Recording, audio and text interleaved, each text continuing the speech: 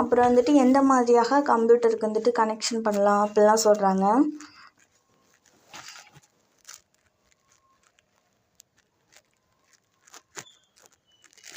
இப்போது கரண்ட் சுச்சுவேஷனில் வந்துட்டு கம்ப்யூட்டர் தான் எங்கே பார்த்தாலுமே யூஸ் பண்ணிகிட்டு இருக்காங்க. எங்கே எடுத்துக்கிட்டாலுமே கம்ப்யூட்டர் இல்லாத இடமே இல்லை அப்படிங்கிற மாதிரி ஆகிட்டு. இப்போ வந்துட்டு இந்த கம்ப்யூட்டரில் வந்துட்டு மொத்தம் 3 கீஸ் சொல்கிறாங்க. அதாவது பார்ட்ஸ் ஆஃப் கம்ப்யூட்டர். இதெல்லாம் தான் ஃபங்க்ஷன் ஆகும் ஒரு கம்ப்யூட்டர் ப்ராப்பராக. அதுக்காக தான் சொல்கிறாங்க பார்ட்ஸ் ஆஃப் கம்ப்யூட்டர்னு. Input unit, central processing unit, output unit. ஓகேவா? இப்போ இன்புட் டிவைஸ்னால் என்னென்னு உங்களுக்கு தெரியும். Keyboard, mouse, scanner, barcode, QR code இதெல்லாமே நம்ம வந்துட்டு இன்புட் டிவைஸ்ன்னு சொல்லிட்டோம். இது வந்துட்டு ஒரு டேட்டாவோ ஒரு கமாண்டோ நம்ம கொடுக்குறோன்னா அதை ப்ராசஸ்க்காக நம்ம கொடுக்குறோன்னா அதுதான் இன்புட் டிவைஸ். அதை ப்ராசஸ் பண்ணி நம்மளுக்கு கொடுக்குதுன்னா அது அவுட்புட் டிவைஸ். இது சொன்னோம். இந்த இன்புட் வந்துட்டு ப்ராசஸ் பண்ணுறது எது? CPU.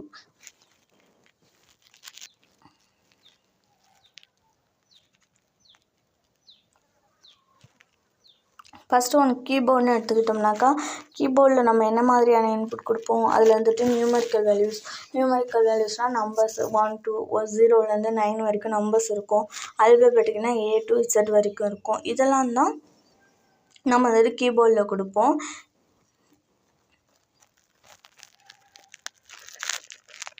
கீபோர்டில் வந்துட்டு அந்த நியூமெரிக்கல் கீஸ் வந்துட்டு நம்பர் கீஸ்ன்னு சொல்கிறாங்க. அல்பபெட்டிக்கலில் உள்ள லெட்டர்ஸ் வந்துட்டு அல்பபெட்டிக்கல் கீன்னு சொல்கிறாங்க. அடுத்தது மவுஸுன்னு பார்த்துக்கிட்டிங்கனாக்கா மொத்தம் அதில் 3 இது இருக்கும். ஒன்று பார்த்தீங்கன்னா ரைட் கிளிக்கு, லெஃப்ட் கிளிக்கு, நடுவில் ஒரு ஸ்க்ரோல் பால் இருக்கும். ஓகேவா? இந்த ஸ்க்ரோல் பால் வந்துட்டு மிடில் இருக்கும். அதாவது அந்த பாயிண்டர் எதுக்கு ஒரு ஸ்க்ரீனில் வந்துட்டு நம்ம பாயிண்டர் நோட்டு ஒரு இடத்துல வச்சு கிளிக் பண்ணுறதுக்கு வந்துட்டு இந்த மவுஸ் வந்துட்டு யூஸ் ஆகுது. தென் பார்த்தீங்கன்னா லெஃப்ட் பட்டன் வந்துட்டு நீங்கள் 1 கிளிக் லெஃப்ட்டில் வந்துட்டு பண்ணிங்கனாக்கா உங்களோட ஃபைலில் உள்ள கரெக்ஷன் எதுவும் பண்ணணுன்னாக்கா அந்த கட்டு காப்பி அந்தமாரி வரும். இதுவே ரைட் கிளிக் பண்ணிங்கனாக்கா ஒரு ஃபைல் வந்துட்டு செலக்ட் பண்ணுறதுக்கு ஒரு ஃபைலையோ இல்லை ஒரு ஃபோல்டரையோ வந்துட்டு செலக்ட் பண்ணுறதுக்கு ரைட் கீ யூஸ் பண்ணுவோம். ஓகேவா? அதுக்கப்புறம் வந்துட்டு அந்த நடுவில் உள்ள ஸ்க்ரோல் பால் இருக்குனாக்கா பேஜ் வந்துட்டு மேலே போகணும் கீழே போகணுன்னாக்கா அந்த அப் டவுனுக்காக வந்துட்டு நடுவில் உள்ள ஸ்க்ரோல் பால் யூஸ் பண்ணுவோம்.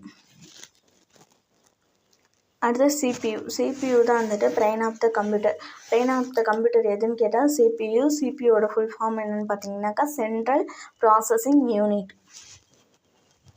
இந்த சென்ட்ரல் ப்ராசஸிங் யூனிட்டில் வந்துட்டு 3 யூனிட் இருக்குது, 3 பார்ட்ஸ் இருக்குது. Memory unit, arithmetic unit, control unit. இந்த அர்த்தமெட்டிக் லாஜிக் யூனிட் கூட வந்துட்டு போன தடவை ஃபஸ்ட் எக்ஸாமில் வந்துட்டு வந்துருந்துச்சு.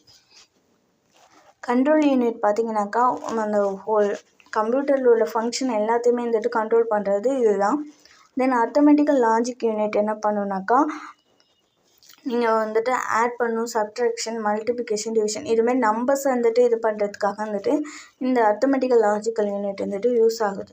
மெமரி யூனிட் பொறுத்த வரைக்கும் வந்துட்டு நீங்கள் கொடுக்குற டேட்டாவையும் இன்ஃபர்மேஷனையும் என்ன பண்ணும், சேவ் பண்ணி வச்சுக்கும். அது வந்துட்டு டெம்பரவரியாக வந்துட்டு ஸ்டோரேஜில் இருக்கும். Temporary storage.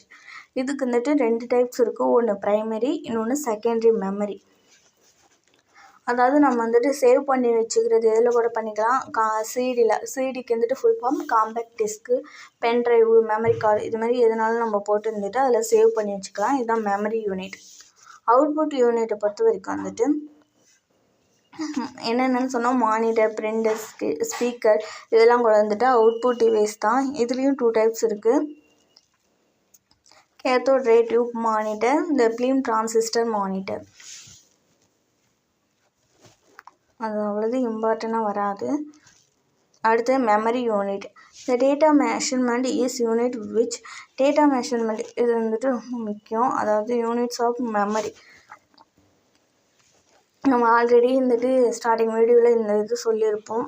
ஒரு பைட்டுக்கு வந்துட்டு 8 பிட் இருக்கும். 1 கிலோ பைட்டுங்கிறது 1024 பைட்ஸு. இது ஆல்ரெடி நம்ம கிளாஸில் சொல்லியிருப்போம். அந்த வீடியோன்னா பார்த்துங்க, டிஸ்கிரிப்ஷனில் லிங்க் தரேன்.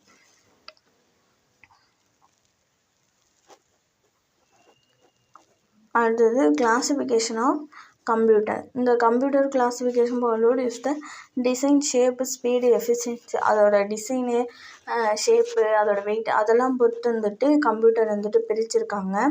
Main frame computer, mini computer, micro or personal computer, super computer. நம்ம வந்துட்டு மோஸ்ட்லி யூஸ் பண்ணுறது பார்த்தீங்கன்னாக்கா mini computer, micro process computer இதில் வந்து யூஸ் பண்ணுவோம். பர்சனல் கம்ப்யூட்டர்னு பார்த்தீங்கன்னாக்கா நம்ம பர்சனல் யூஸ்க்கு வந்துட்டு என்ன மாதிரியான கம்ப்யூட்டர் வச்சுருக்கோமோ அதுதான் பர்சனல் கம்ப்யூட்டர். எக்ஸாம்பிள் பார்த்தீங்கன்னாக்கா வீட்டில் வந்துட்டு டேபு, லேப்டாப்பு இல்லை ஒரு சிஸ்டமே வச்சுருப்போம். இதெல்லாம் தான் பர்சனல் கம்ப்யூட்டரில் வரும். அடுத்து கனெக்டிங் த கம்ப்யூட்டர். ஒரு சிஸ்டம் இருக்குன்னா அதை வந்துட்டு நம்ம வேறு எதோட கனெக்ட் பண்ணுறோன்னா அதுக்கு என்னென்ன மாதிரி ஒயர் தேவைப்படும் அதுதான் பார்க்க போகிறோம். Types of cables. Videographic array, VGA. Videographic அரேங்கிறது ஒரு கேபிள் இதெல்லாம் இருக்குது பார்த்தீங்களா, இது வந்துட்டு it is use to connect the computer monitor with CPU. அதாவது கம்ப்யூட்டர் வந்துட்டு சிபியோட கனெக்ட் பண்ணுறதுக்கு இந்த VGA கேபிள் வந்துட்டு யூஸ் ஆகுது. இது என்னென்னா வீடியோ கிராஃபிக்ஸ் அரேன்னு சொல்கிறாங்க. அடுத்து high definition multimedia interface, HDMI cable எதுக்குனாக்கா ஹை குவாலிட்டி, அதாவது ஒரு ஆடியோ வீடியோ இருக்குன்னா அது ஹை குவாலிட்டியாக வந்துட்டு ஸ்ட்ரீம் பண்ணுறதுக்கு பிளர்லாம் ஆகாமல் கரெக்டாக நம்மளுக்கு வந்துட்டு HD ஃபீல்டு மாதிரி வர்றதுக்காக வந்துட்டு இந்த HDMI கேபிள் வந்துட்டு யூஸ் ஆகுது. இது வந்துட்டு மானிட்டரையும் ப்ரொஜெக்டரையும் வந்துட்டு கனெக்ட் பண்ணுறதுக்கு. அடுத்தது USB, யூனிவர்சல் சீரியல் பஸ். USBனாக்கா யூனிவர்சல் சீரியல் பஸ். நீங்கள் ஆல்ரெடி வந்துட்டு USB எல்லாம் யூஸ் பண்ணியிருப்பீங்க. USB வந்துட்டு பென்ட்ரைவ், ஸ்கேனரு, மவுஸு இந்த மாதிரி எக்ஸ்ட்ரா டிவைஸ் வந்துட்டு கனெக்ட் பண்ணுறதுக்கு. அதுக்கப்புறம் நெட்டு கூட வந்துட்டு USB டிவைஸ் மூலயமா வந்துட்டு ஷேர் பண்ணிக்கலாம். The data cable transmit data and its connect tablet, phone to CPU or data transfer. அதாவது டேட்டா ட்ரான்ஸ்ஃபருக்காக வந்துட்டு டேட்டா கேபிள் வந்துட்டு யூஸ் பண்ணுறாங்க. அதாவது ஒரு ஃபோனில் உள்ள டேட்டாவை கம்ப்யூட்டருக்கும் இல்லை கம்ப்யூட்டரில் உள்ள டேட்டா வந்துட்டு ஃபோனுக்கும் ஷேர் பண்ணுறதுக்கு எல்லாத்துக்குமே வந்துட்டு இந்த டேட்டா கேபிள் யூஸ் பண்ணுறாங்க. அடுத்து பவர் கார்டு. அதாவது பவர் கார்டு எதுக்குன்னா டெம்பரவரியாக வந்துட்டு இப்போ சார்ஜர் போடணுன்னா அதுக்கு ஒரு பின்னு வந்துட்டு கனெக்ட் பண்ணிவிட்டு அதுக்கப்புறம் சார்ஜ் போடுவோம். ஒரு டெம்பரவரியாக வந்துட்டு அதுக்கு பவர் சப்ளை கொடுக்குறதுக்காக யூஸ் பண்ணுறது தான் இந்த பவர் கார்டு. லேப்டாப்பில் சார்ஜ் போடுறது கூட பின் பார்த்துருப்பீங்க, உங்களுக்கு தெரிஞ்சிருக்கும். அதுதான் பவர் கார்டுன்னு சொல்லுவாங்க. மைக் கேபிள், அதாவது மைக்கை வந்துட்டு சிபியோட கனெக்ட் பண்ணுறது தான் மைக் கேபிள்னு சொல்கிறாங்க. ஈத்தர்நெட் கேபிள், அதாவது இன்டர்நெட் கனெக்ஷனுக்காக இந்த ஈத்தர்நெட் கேபிள் வந்துட்டு யூஸ் பண்ணுறாங்க.